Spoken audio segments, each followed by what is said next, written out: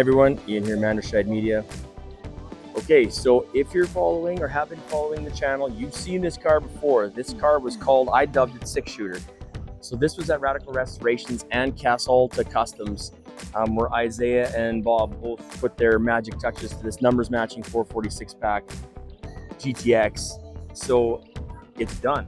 And I knew it was done, but I haven't seen it since it left. It was up on the lift the last time I seen it. And it's amazing. He actually just got an award here. I wanted to catch the owner here, and I talked to him before and asked him if I could do a video. He's like, yep, for sure. The hood was open, doors were open. I came here to do a video.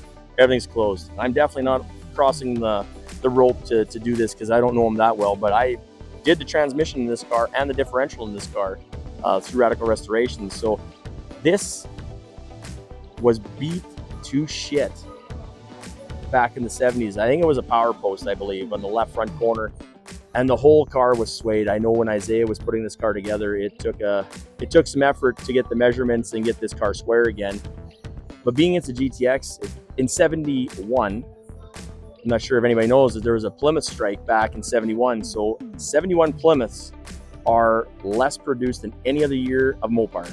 So when you're talking 71 GTXs and 71 Roadrunners, there might be 7,000 of each out there, roughly, from the factory. So how many survive? Not many. And the cool thing about this car, it's not an N96, which puts the signal lights up in the middle of the hood, which is kind of rare. Usually they're on the front of the fenders by the hood pins. So this one, I don't know the production date. I can't remember it. And obviously I can't see the fender tag now because the guy's gone, but it's pistol grip with the buddy seat. Okay. So again, this thing, yeah. So if you want to see it being fixed, there's a couple of videos, but I called this car 6-shooter. So it's an N41 dual exhaust, but N42 machine gun tips. Now these machine gun tips, these are what I had on my 73 Roadrunner. They were an option from 71 to 74. And I love them. So yeah, between Bob's detailing and Isaiah's paint, my God, this thing is drop dead gorgeous. So I was talking to the owner. He's driven it hard-ish, and he said this thing Boogaloo is real nice. So this one here, the car was all done, and they went to go break in the engine and scrub the cam. So Bob had to pull the powertrain back out. Engine came apart, and then back in again after it was fixed. Rear defrost car, you see the vent in the back. So this one in 71 would already have, or still would have, the fan in the back. We don't have the grid, I think 73, 74 maybe. This one is a tack car. I'm gonna zoom in and see what we can see. I don't know if you're probably not gonna see anything. It is a tack car. It's an N85 tack. Top steering wheel, sorry. Dual chrome mirrors, again, another option, full vinyl. It's a GTX, so it's the gentleman's muscle car. So it's, again, the higher option, the more options. Typically, I don't know if rear sway bar maybe. So yeah, we did the rear differential at this school. We did the transmission in this car at school. Yeah, this thing is just wonderful. So yeah, we're at the 63rd annual Dragons Custom Car Show here. I'm just gonna get some videos, but when you see this video, it could be easily May, so sorry about that. We're every Wednesday. We post every Wednesday. I don't try to deviate from that plan. So I'm gonna go around. There is some pictures in the front of it being smashed. So when it was smashed. So let's go have a peek. Okay. Yep, there's the smashy. And it was bent. I remember talking to Isaiah about this car. I had seen it already painted, and I think it was just getting polished. I believe Isaiah was just polishing this car, and he was giving me the descriptive words of how bent this car was, but now it is laser straight, and it is back and brought back to life again.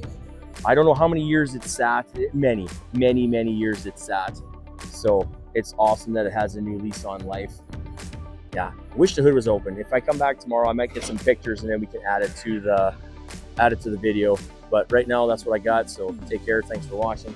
Like, share, subscribe. I mean, this stuff is super wicked. All right, take care. Bye for now. All right, day 2. Here, what I'm looking at is 10 of 70. So it's an early production 71.